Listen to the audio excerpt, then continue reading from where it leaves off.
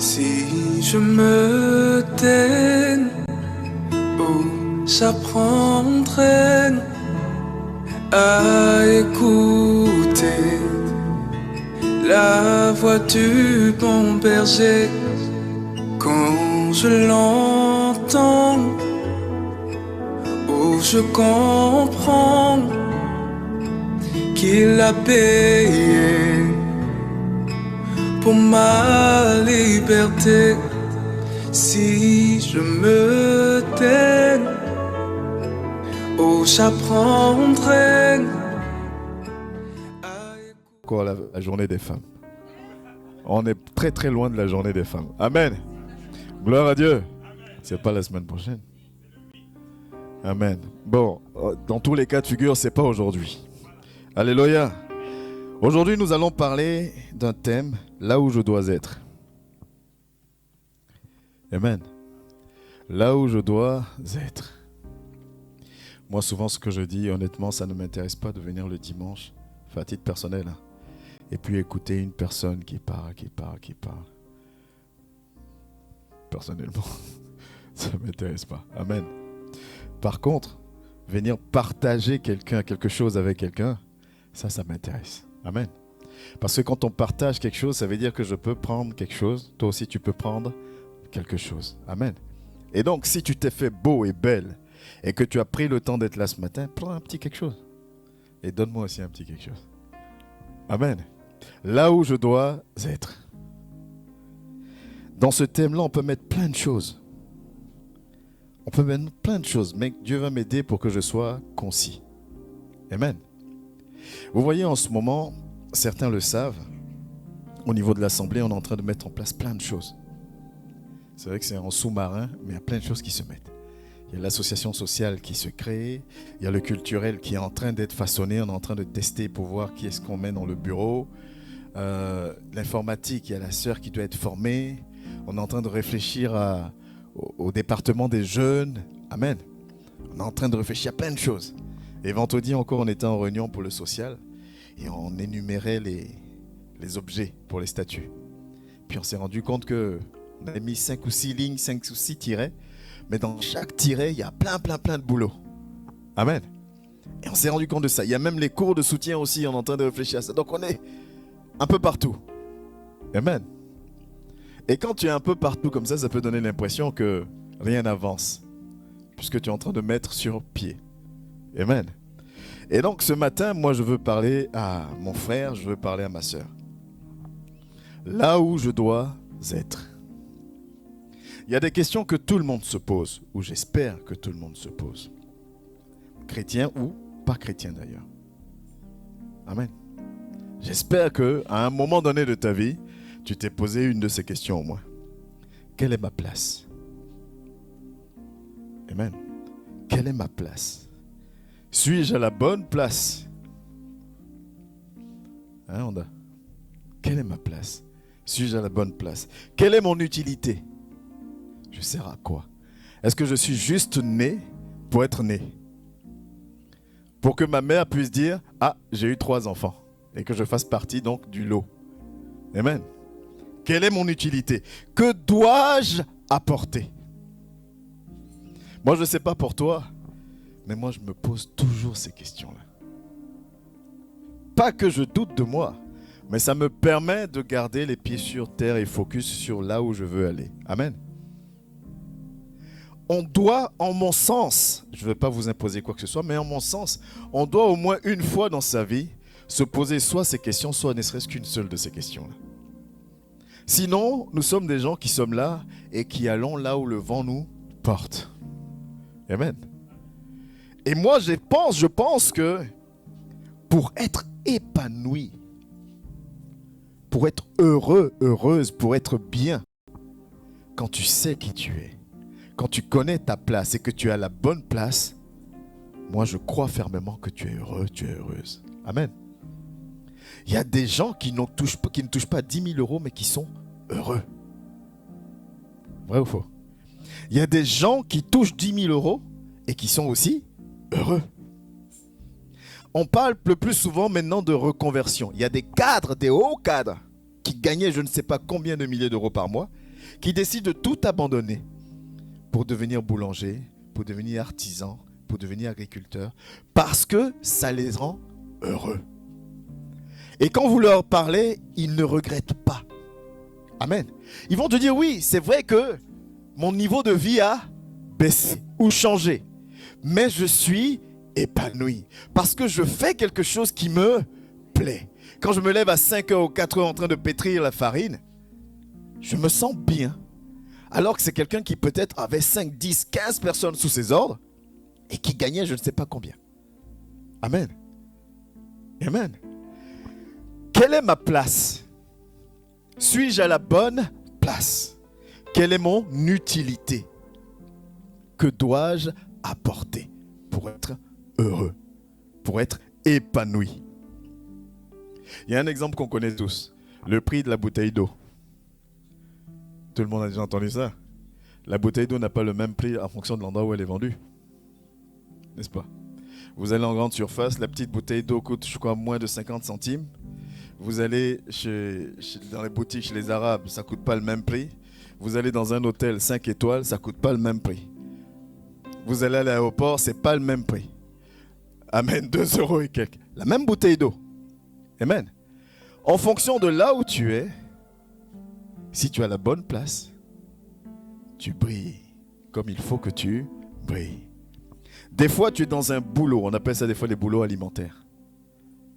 Et tu ne t'épanouis pas. Mais tu es là parce qu'il faut que tu manges à la fin du mois. Amen. Des fois, tu es dans un foyer. Tu ne t'épanouis pas. Mais tu es là parce que je dois être là. Des fois, tu es dans une assemblée. Et tu ne t'épanouis pas. Tu ne grandis pas spirituellement. Mais tu es là pour X raisons. Dimanche dernier, on disait quoi? Je suis né évangélique, je suis né catholique, je suis né protestant, je suis né ce que tu veux. Amen. Je suis là parce qu'il faut que je sois là. Ça veut dire qu'à un moment donné, je ne me suis pas posé ces questions de savoir, mais quelle est ma valeur? Amen. Est-ce que d'abord tu crois que tu as une valeur? Oui? On ne dirait pas tout le monde. Vous êtes sûr? Moi, je crois que j'ai une valeur. Amen. Est-ce que tu crois que tu as une réelle valeur? Parce que si tu crois que tu as une réelle valeur, tu ne vas pas laisser n'importe qui te piétiner. Amen. Alors tu vas chercher le bon endroit où tu peux éclore, où tu peux t'épanouir. Parce que quand tu es épanouissant, tu apportes à l'autre. Quand tu es dans la joie, tu la communiques. Vous avez remarqué ou pas? C'est toujours comme ça. Bon, je vais parler de foot parce que je suis redevenu un grand footballeur. Amen. Quand tu marques un but, tu le célèbres, oui ou non? Et des fois, tu veux que tes collègues viennent célébrer aussi. Tu fais...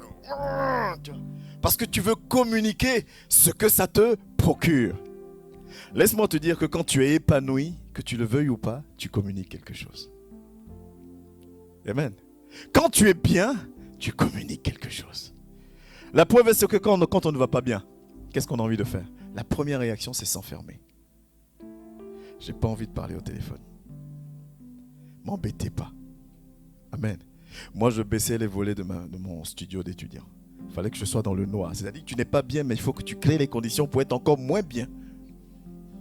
Je baisse les volets, je mets le téléphone portable sur vibreur, et puis tu mets une chanson calme.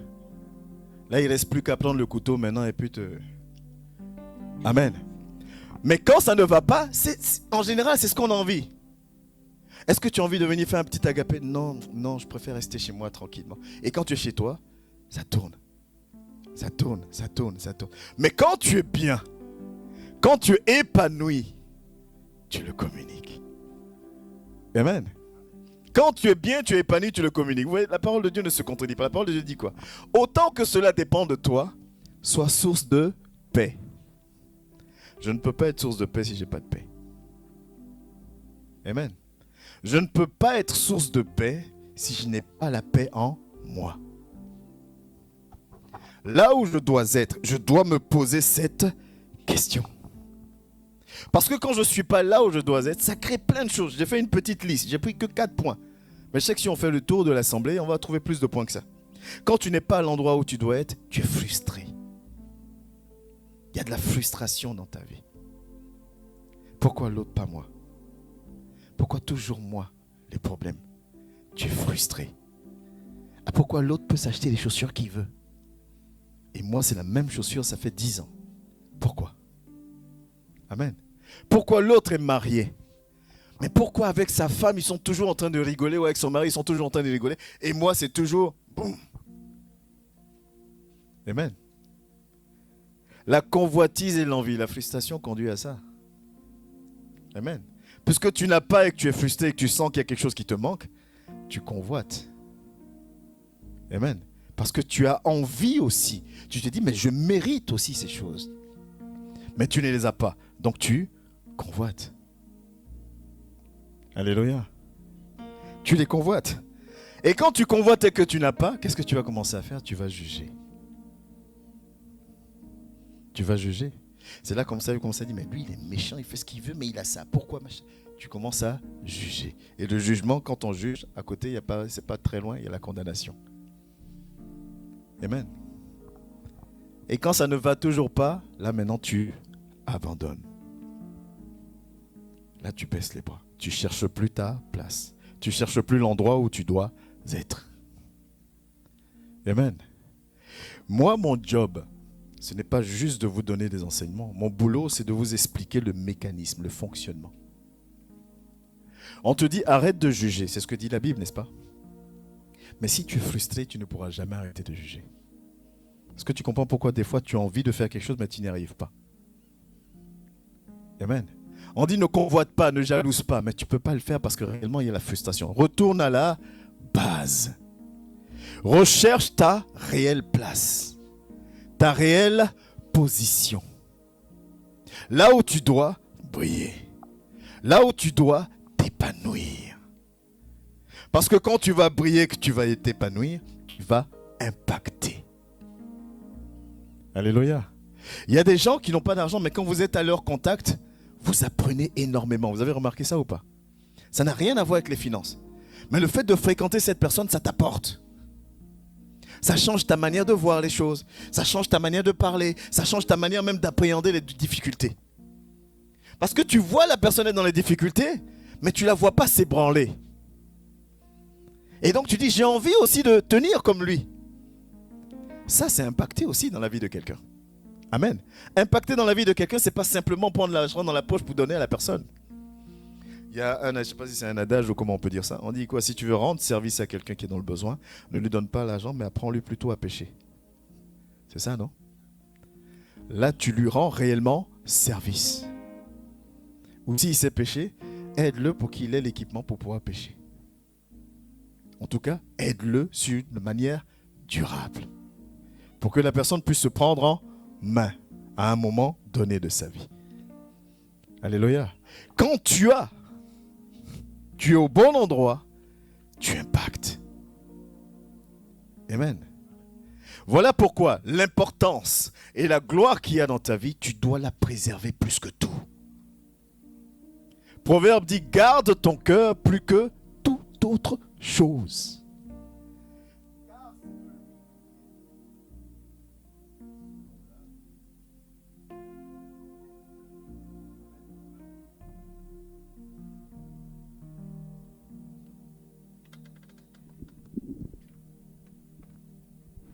Amen.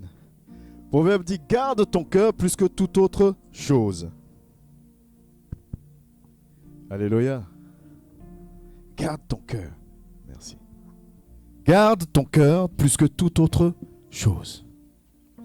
Parce que quand tu n'es pas bien, quand ça ne va pas, pour X raisons, mais ce matin on est en train de parler de la place où on doit être, tu ne peux pas produire ce que Dieu a mis en toi réellement. Alléluia. Parce que tu n'as qu'une envie, c'est de t'isoler. Tu n'as pas envie qu'on vienne te remplir de paroles dans les oreilles. Laissez-moi tranquille. Laissez-moi tranquille dans mon coin. Venez pas me fatiguer. Moi, je veux que nous soyons, chacun de nous, chacune, que tu sois convaincu, et j'insiste sur ce mot, convaincu, que tu as de la valeur. Amen. Que tu as de la valeur. Si l'informatique peut préparer Jean 15, 16. J'ai de la valeur. Quand on commence à se dire, regarde ton frère, regarde ta soeur, dis-lui qu'il est beau, dis-lui qu'elle est belle. C'est une manière de dire à l'autre, tu as de la valeur. Et ce n'est pas parce que tu ne travailles pas aujourd'hui que tu n'as pas de valeur. Ce n'est pas parce que tu es célibataire aujourd'hui que tu n'as pas de valeur. Amen. Ce n'est pas parce qu'on te néglige ou on te méprise aujourd'hui que tu n'as pas de valeur. Ce n'est pas parce que tu ne roules pas dans la voiture que tu veux que tu n'as pas de valeur. Tu as de la valeur. Le premier pas, la première action, c'est d'en être conscient et convaincu. Amen. Quand des personnes comme Steve Jobs arrivent à bâtir ce qu'ils bâtissent, au départ, il n'est pas né Steve Jobs qu'on connaît. Amen. Il est né une personne lambda comme toi et moi, mais qui était convaincu qu'en lui, il avait cette capacité-là d'apporter quelque chose. Il s'est appuyé sur cette capacité jusqu'à être là où il devait être. Je parle professionnellement. Amen. Tu as de la valeur. Si tu attends que ce soit moi qui te le dise, il y a un problème. Amen. Si moi j'attends que ce soit toi qui me le dise, j'ai un problème. Je dois être convaincu moi-même de ma valeur. C'est bon Jean 15, 16? Parce que la parole de Dieu me dit une chose. Jésus dit, ce n'est pas vous qui m'avez, tu peux mettre. C'est moi qui vous ai, il dit, ce n'est pas vous qui m'avez choisi. Mais moi, je vous ai choisi. Toi, tu penses réellement que Jésus va choisir n'importe qui, comme au hasard? Amen. Comment tu peux accepter d'être une personne qui chauffe un banc? Comment tu peux accepter d'être un numéro dans l'assemblée alors que comme tout le monde, tu as été choisi? Et comment tu peux accepter qu'un serviteur ou une servante, quelle que soit la notoriété de ce serviteur ou de cette servante-là, te maintienne à l'état d'un numéro? Que ce serviteur-là te fasse comprendre que tout ce que tu peux apporter, c'est que par lui. Mais le serviteur comme toi, vous avez été tous les deux choisis, n'est-ce pas? Alors ça veut dire que toi aussi, tu as de la valeur, tu as de l'utilité aux yeux de Christ. Et il dit, allez, faites de toutes les nations mes disciples. Il parle à qui? Il parle aux 12, n'est-ce pas? Mais les 12, il les a formés, à l'exception de Matthias, qui a remplacé Judas. Amen. Mais il dit aux 12, allez transmettre votre savoir, puisqu'il continue en disant, enseignez-leur. Faites d'eux des disciples, comme vous. De la même manière que j'ai besoin de vous, et que je vous ai choisi, et que je vous ai équipé, j'ai besoin aussi de l'autre. Donne-lui la capacité de savoir ce qu'il y a en lui, et qu'il se lève aussi, et qu'il devienne un disciple comme toi. Amen. N'accepte pas qu'on te réduise à une position qui n'est pas totalement toi. Amen. Non. Non. Je disais aux frères, je crois que c'est dans la semaine, je ne sais pas quand. Moi, je ne te vois pas en tant que le batteur de l'assemblée. Amen. Je te vois en tant qu'un frère en Christ. Et la preuve, c'est qu'il est dans d'autres départements. Amen. Il apporte avec un savoir qu'il a en lui, que Dieu lui a donné. Mais je suis sûr et certain qu'il n'y a pas que la batterie en lui. Alléluia. Mon job, c'est de lui faire comprendre ça, de lui faire prendre conscience de ça. Et ce sera à lui de se lever pour dire oui. Jean 15, 16 me concerne aussi. Amen. Jean 15, 16 me concerne. Ce n'est pas vous qui m'avez choisi, mais je vous ai choisi et je vous ai établi. Dans le mot établi, il y a tout. Amen. Mais Seigneur, tu dis ma voix établie, mais regarde la situation par laquelle je passe. Oui, je t'ai établi. Seigneur, tu dis ma voix établie, mais regarde, je prie depuis X temps pour avoir ça, je n'ai pas. Je t'ai établi. Sois-en convaincu. Amen.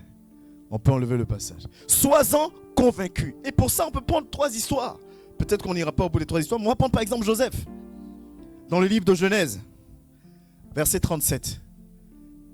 Genèse 37, pardon, du verset 1 au verset 11.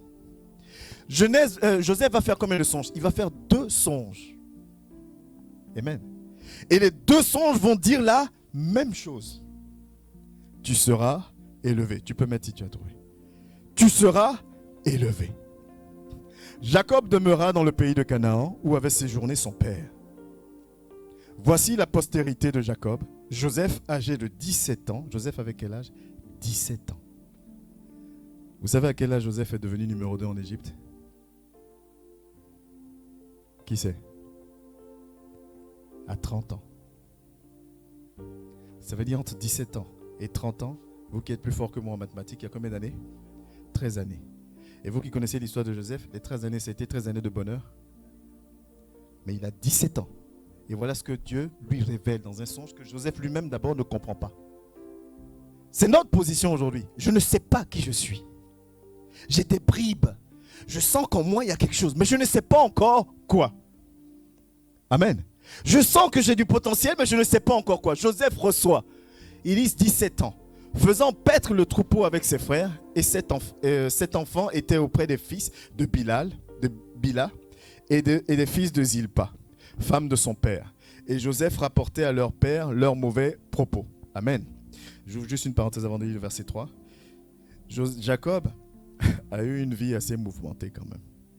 Il a eu 2 femmes, mais qui se faisaient la concurrence. Quand une accouche, l'autre dit moi aussi je veux accoucher. Et quand elle ne peut pas accoucher, elle dit Jacob, prends ma servante, fais un enfant.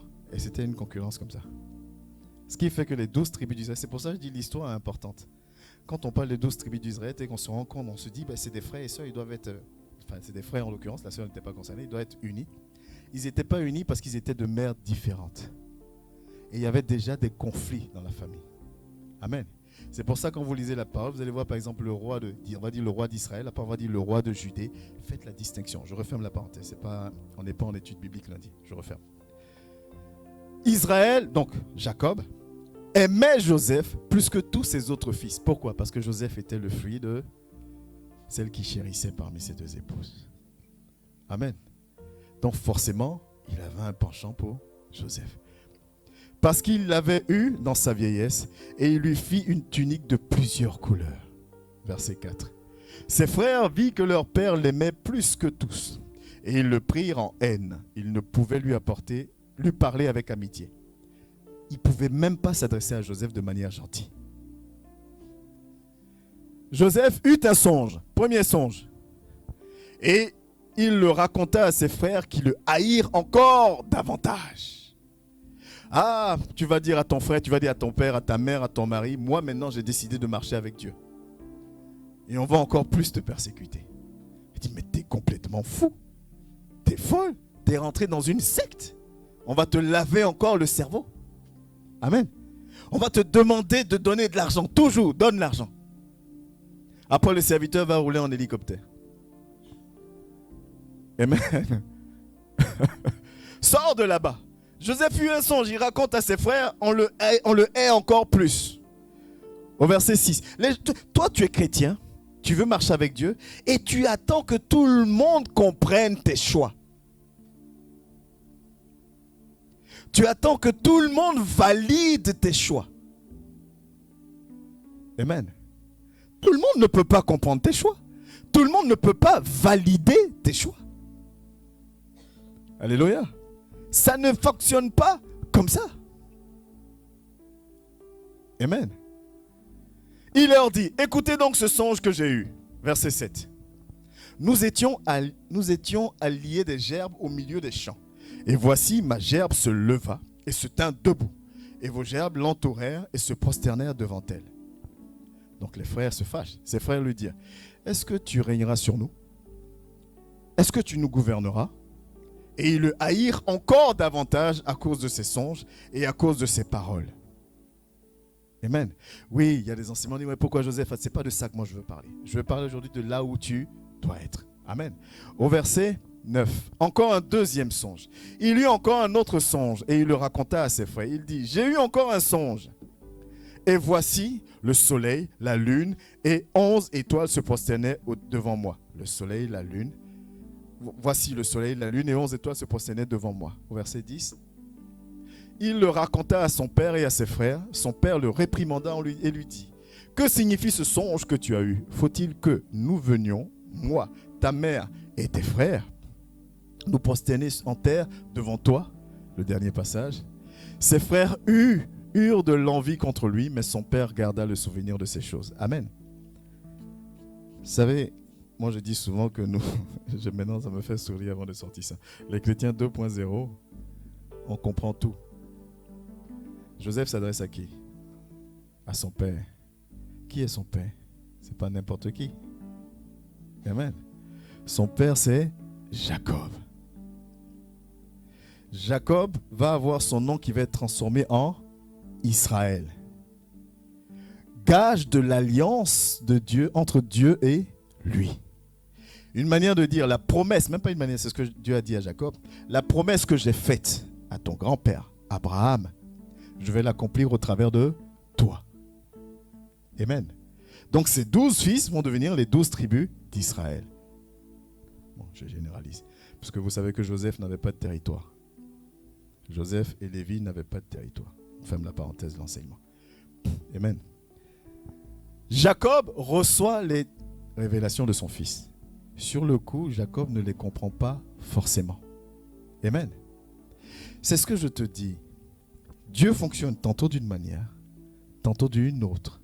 Mais Jacob va faire une chose. La Bible dit qu'il va garder cela dans un coin de son esprit. Mais il va réprimander quand même son fils. Amen. Maintenant, moi, je te pose une question assez, je pense, pragmatique. 17 ans. Tes frères t'aiment pas. Ils complotent pour te tuer. Après, ils changent d'avis. Ils disent, on va le vendre. Bon, certains diront que c'est peut-être un peu moins grave. Ils te vendent. Joseph vivait tranquille. La Bible dit quoi? Qu'il faisait paître ses brebis, n'est-ce pas? Il avait même une belle robe qui faisait envie. Donc son père n'était pas à plaindre. Rappelez-vous quand même que quand Jacob quitte, c'est Elkana, quand il quitte, il part quand même avec une partie de son bétail. Donc Jacob était aisé. Joseph perd tout ça. Position d'enfant chouchou. Joseph devient esclave. Amen. Et esclave dans une maison, la maison de Potiphar. Joseph à quel âge? 17 ans. Aujourd'hui, tu vis ça, je ne sais pas c'est combien d'années de psychanalyse. Amen. Mais Seigneur, tu m'as dit que de toute ma famille, je serai élevé. Seigneur, tu as dit qu'en venant à toi, j'aurai ce que mon cœur désire. Seigneur, tu m'as dit que je serai à la tête et non à la queue. Seigneur, tu m'as dit que ce que je lierai sur terre sera aussi lié dans les cieux. Pourquoi alors je deviens esclave? Amen. Pourquoi, alors que même en étant esclave, je fais tout pour rester la tête haute, pour marcher selon ta volonté, je finis en prison? Amen. Et ça ne va pas durer 2 mois, 3 mois, 4 mois, 5 mois. Ça va durer 13 années. Il y a des situations pour lesquelles on peut prier pour toi et la situation ne changera pas.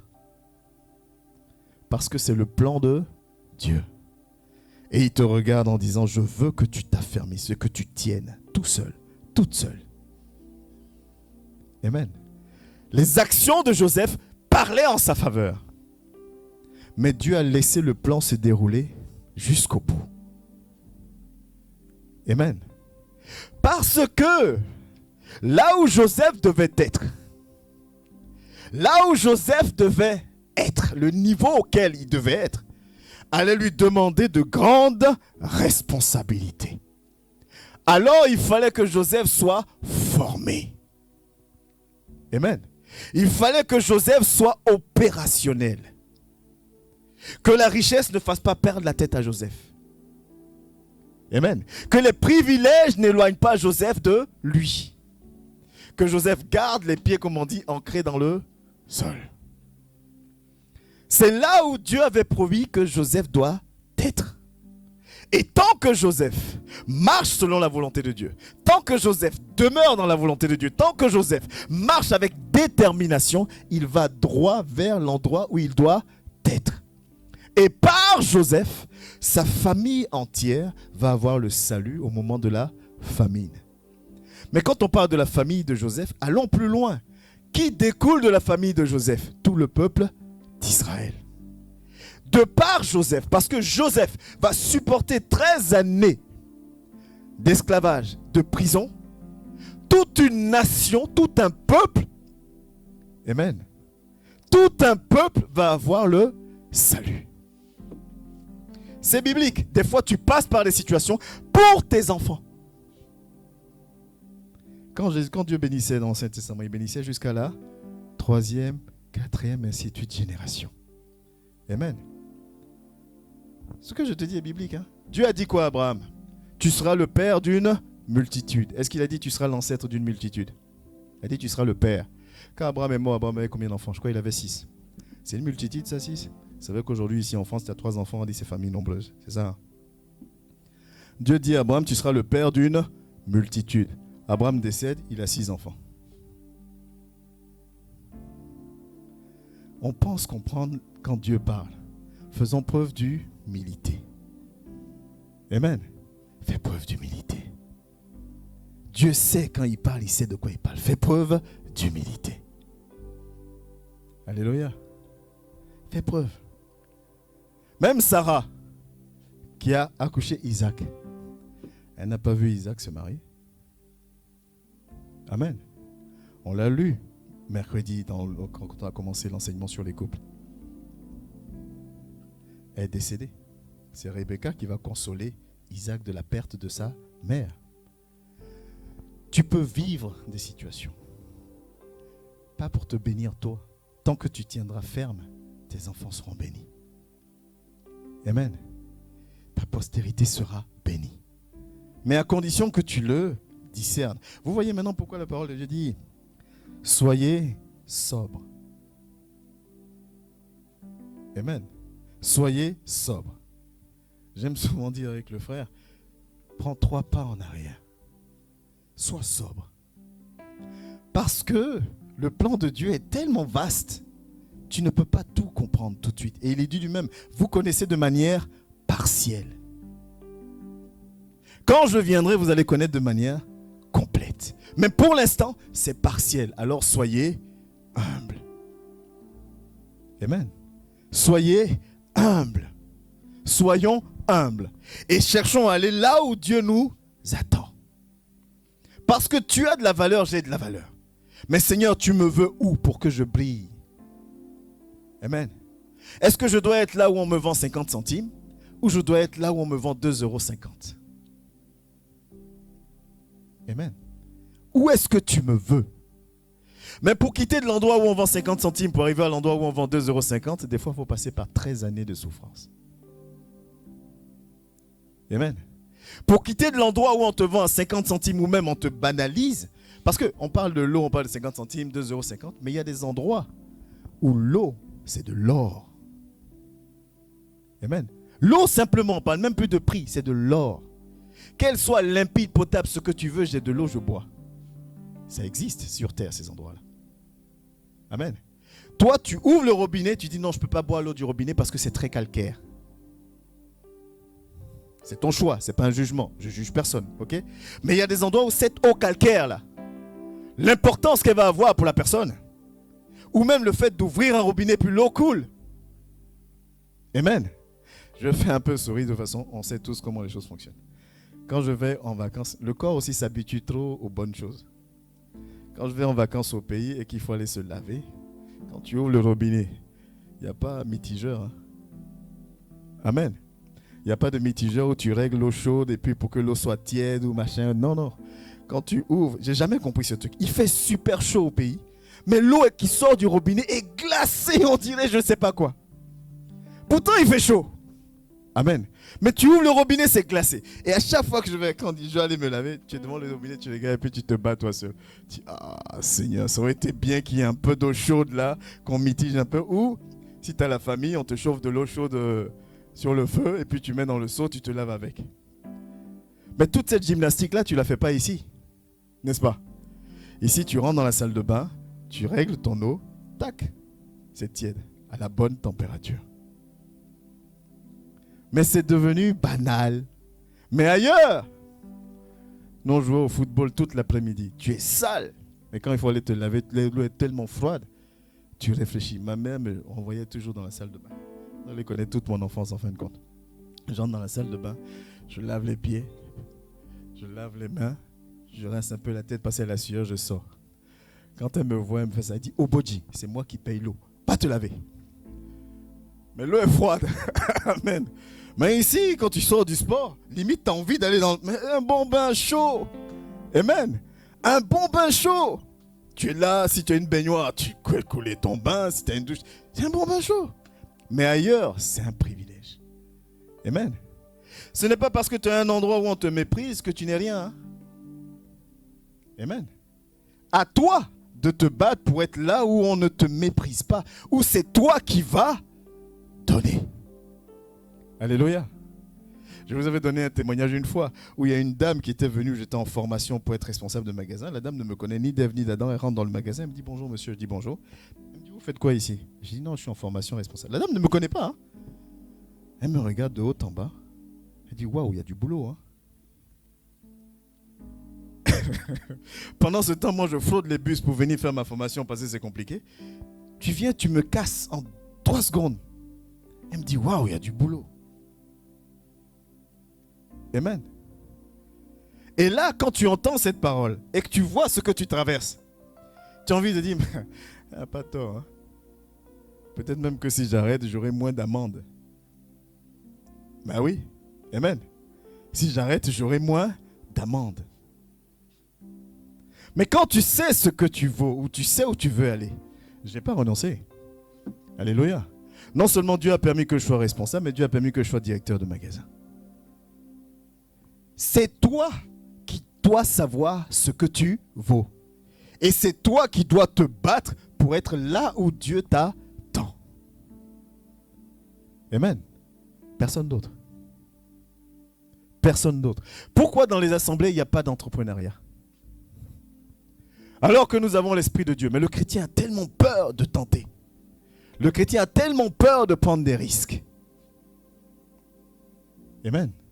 Donc on ne se lance pas. Mais quand on prie, Dieu de gloire, oh mon Dieu de l'impossible. Mais s'il est le Dieu de l'impossible, avance avec lui. Quand tu dis à un frère, mais vas-y, ose. Ah, attends, non, là. Vas-y, ose. Amen. Mets ta foi en action. Ne te perds pas. Jacques dit quoi? Jacques 1, verset 2 nous dit quoi? L'épreuve doit être prise comme un moment de joie. Pas parce que Jacques est maso. Il dit parce que l'épreuve te forme pour être prêt, pour être parfait pour la mission pour laquelle tu as été appelé. Amen. Quand tu vas à l'école, tu as envie de passer en classe supérieure, mais tant que tu ne réussis pas l'examen ou que tu n'as pas les bonnes notes, tu restes dans la même classe. Oui ou non? C'est pour ça des fois on tourne en rond.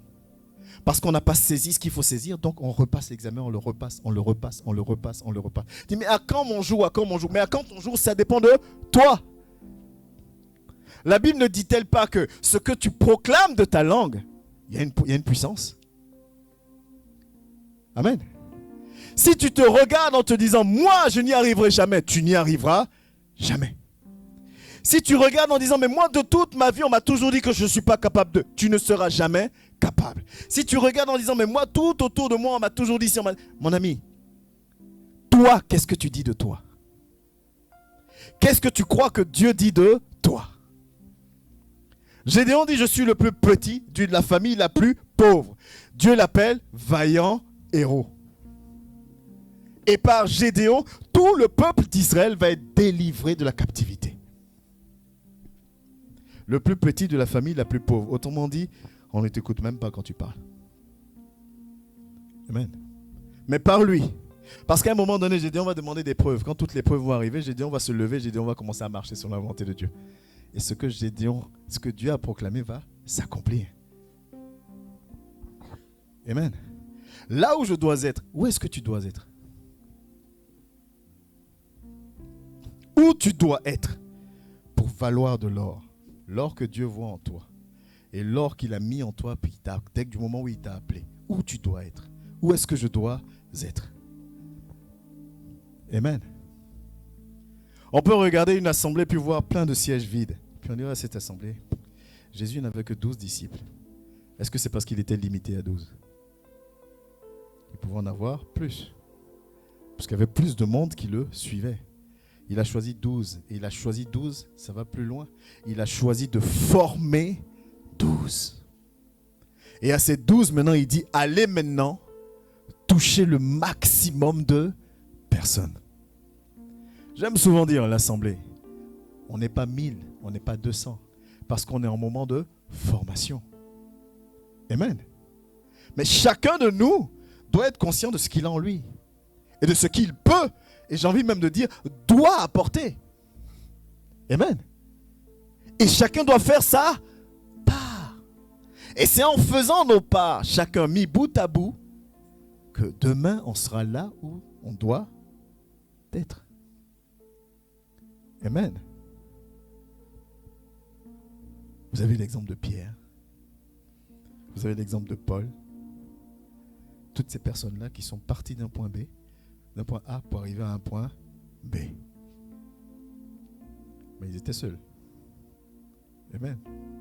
Quand les disciples devaient passer de colérique et tout ça à rempli du Saint-Esprit, Jésus était déjà parti.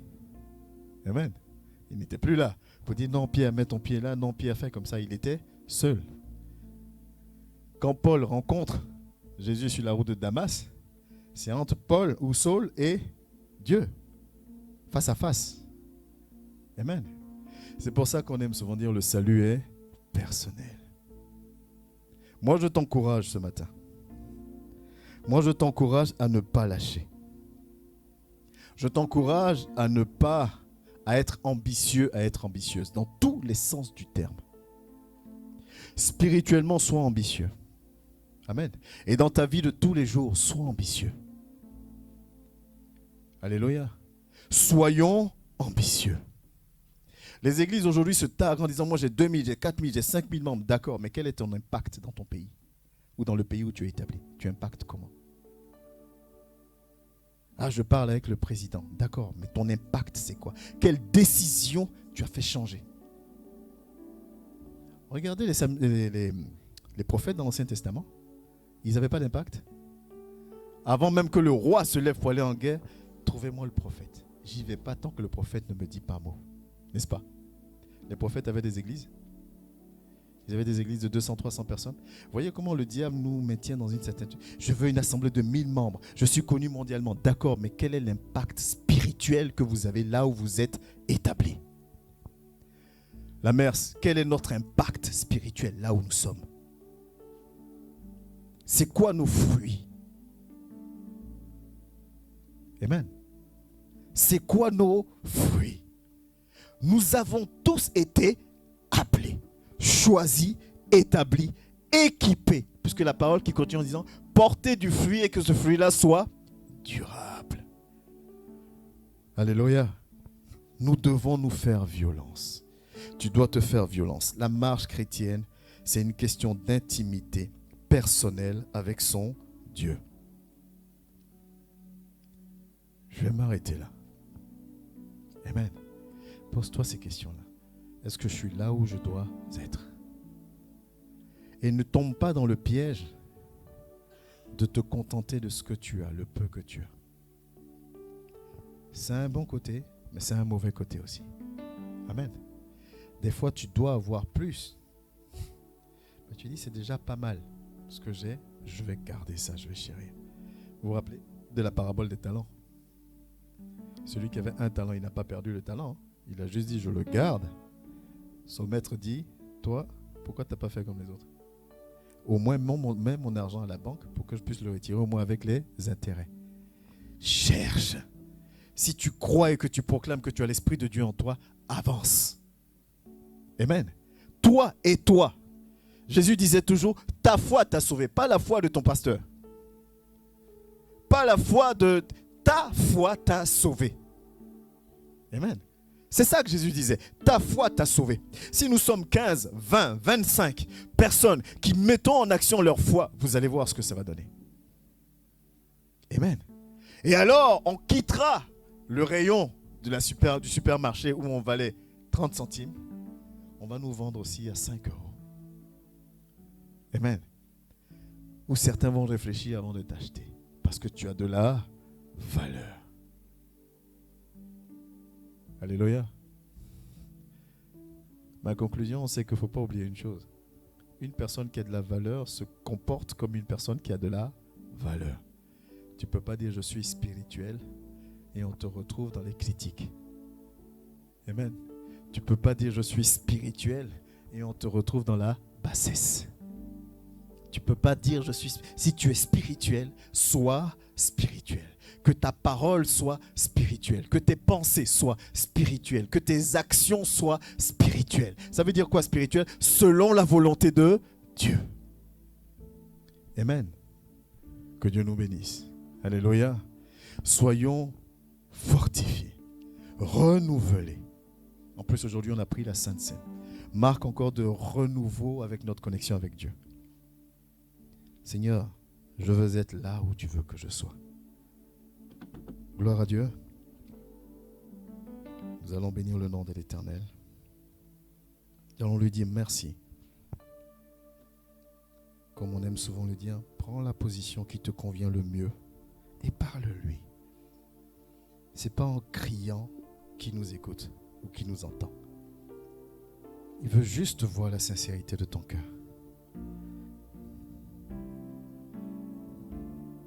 Merci Seigneur. Oh, portez-le, Volinto, tu peux monter le son. Parle à ton Dieu. Parle-lui simplement. On va rester dans un moment de calme. Ce chant est tellement beau. Porte et lève ton linteau. Ça veut dire monte encore. Sois la dimension de l'Esprit de Dieu dans ta vie. Portez, levez vos linteaux pour que le Dieu de gloire fasse son nom. Oh oui, Seigneur. Avec puissance et autorité, les nations se prosternent. Les nations se prosternent.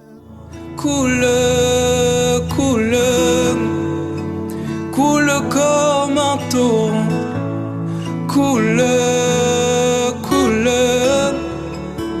coule comme un torrent. Coule.